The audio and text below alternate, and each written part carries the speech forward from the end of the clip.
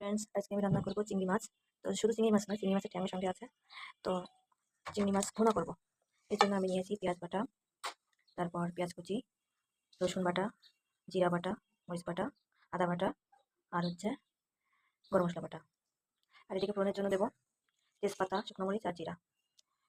তো কড়াই গরম হয়ে গেছে, এখন আমি তেল দিয়ে দেবো। সরিষার তেল দিয়ে দিলাম। মাছগুলো হালকা ভাজি করে নেবো।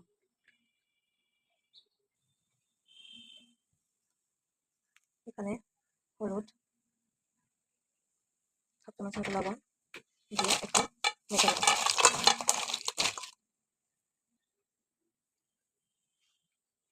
এখন কড়াইতে মাছগুলো এক এক করে দিয়ে দেবো।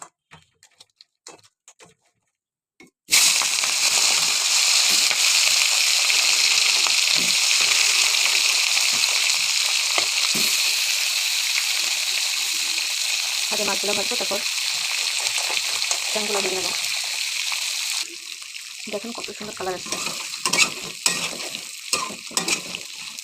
আমি হালকা ভাজি দেবো এটা। এখন উঠিয়ে নেবো।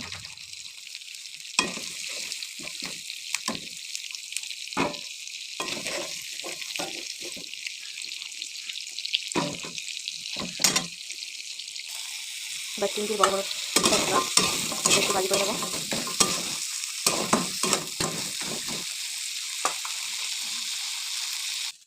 সব হালকা ভাজি করে নামিয়ে নিয়েছি। এখন এখানে সরিষার তেল দিয়ে দিলাম। আবার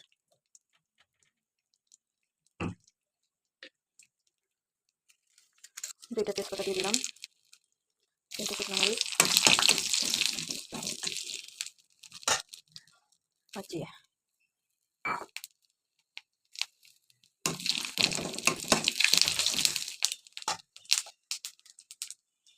এখন দিয়ে দেবো পেঁয়াজ কুচি।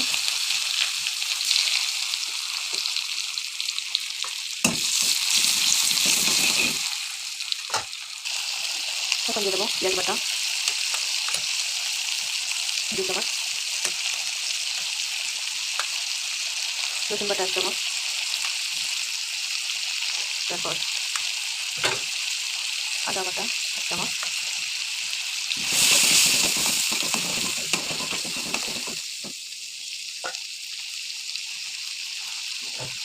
জিরা বাটা 1 চামচ,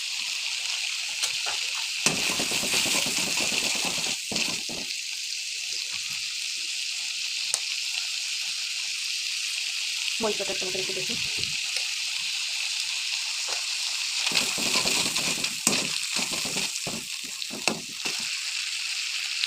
হলুদ দিয়ে দেবো হাফ চামচ, লবণ দিয়ে দেবো 1 চামচ, দিয়ে কিছুক্ষণ কষিয়ে নেব।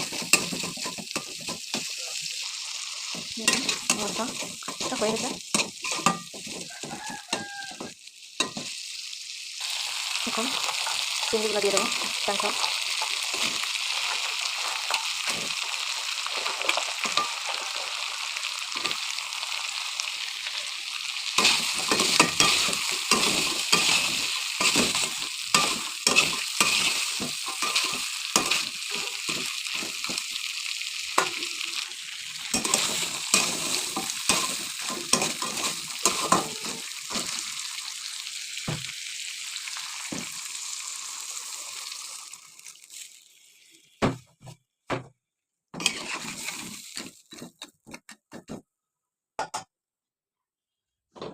পানি দেওয়া হয়ে গেছে, ঢাকনা দিয়ে ঢেকে দেবো। কিছুক্ষণ জাল হবে, তারপর উঠিয়ে নেবো। এখন ঢাকনাটা তুলে দেখবো কি অবস্থা।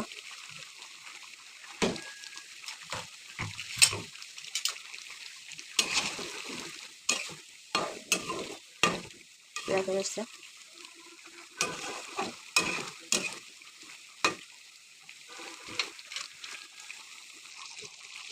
এখন গরম মশলা দেবো।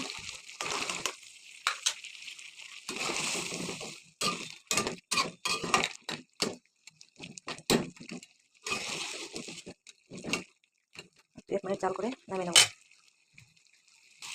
হয়ে গেছে, এখন গ্যাসটা অফ করে দেবো আর চিংড়িটা নামিয়ে নেবো। এই তো বন্ধুরা, হয়ে গেল আমার চিংড়ি আর চিংড়ির ট্যাং দিয়ে চিংড়ি বোনা। ধন্যবাদ সবাইকে।